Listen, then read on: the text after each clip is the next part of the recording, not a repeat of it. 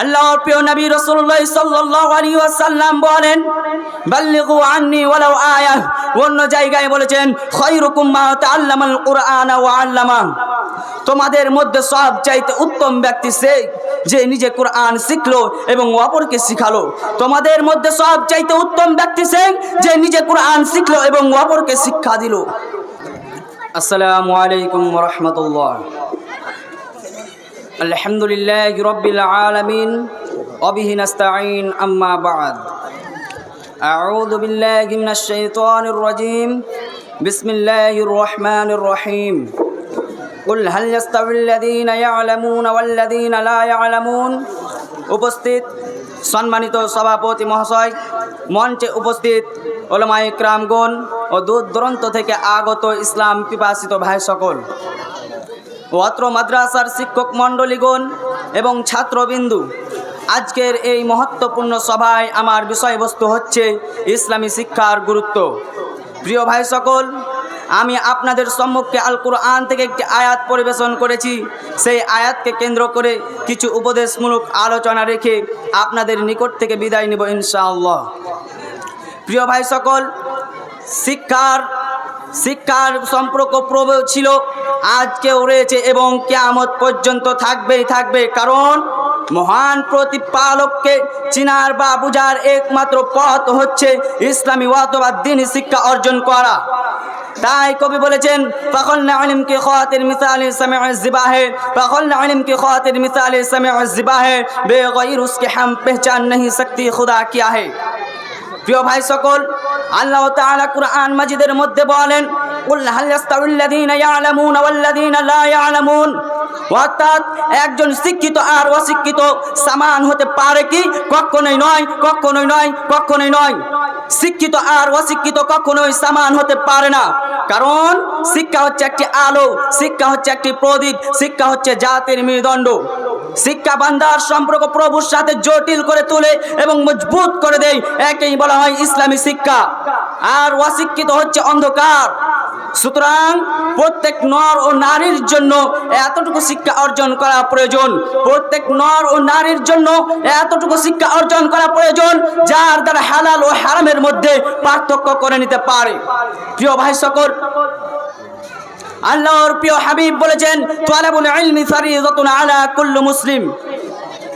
অর্থাৎ এই হাদিস থেকে ইসলামী শিক্ষার গুরুত্ব ও মর্যাদা সঠিকভাবে নিতে পারি। আল্লাহর প্রিয় নবী রাসূলুল্লাহ সাল্লাল্লাহু আলাইহি ওয়াসাল্লাম বলেছেন, ইন্নামা বুইসতু মুআল্লিমান।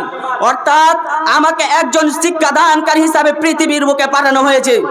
সম্মানিত প্রিয় ভাই সকল, শিক্ষার মধ্যে ইসলামী শিক্ষাটাই হচ্ছে সবচাইতে অতি উত্তম সঠিক শিক্ষা।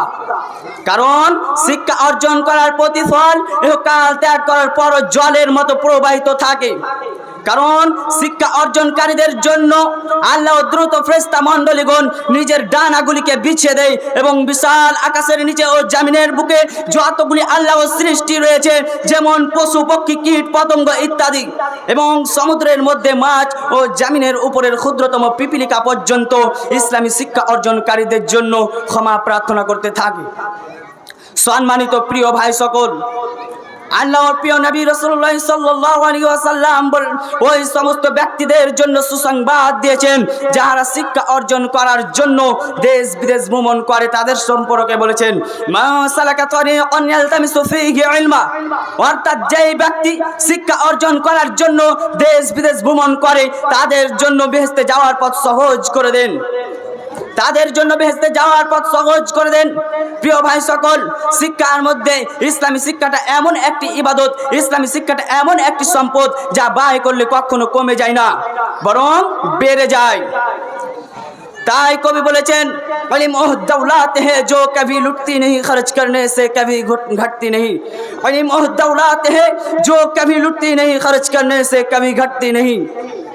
এই কবিতা দ্বারা বুঝতে পারলাম যে ইসলামী শিক্ষা অর্জন করার পর অপরকে শিখাতে হবে এবং ইসলামী শিক্ষা অর্জন করার পর শিক্ষার চর্চা ও প্রচার করতে হবে।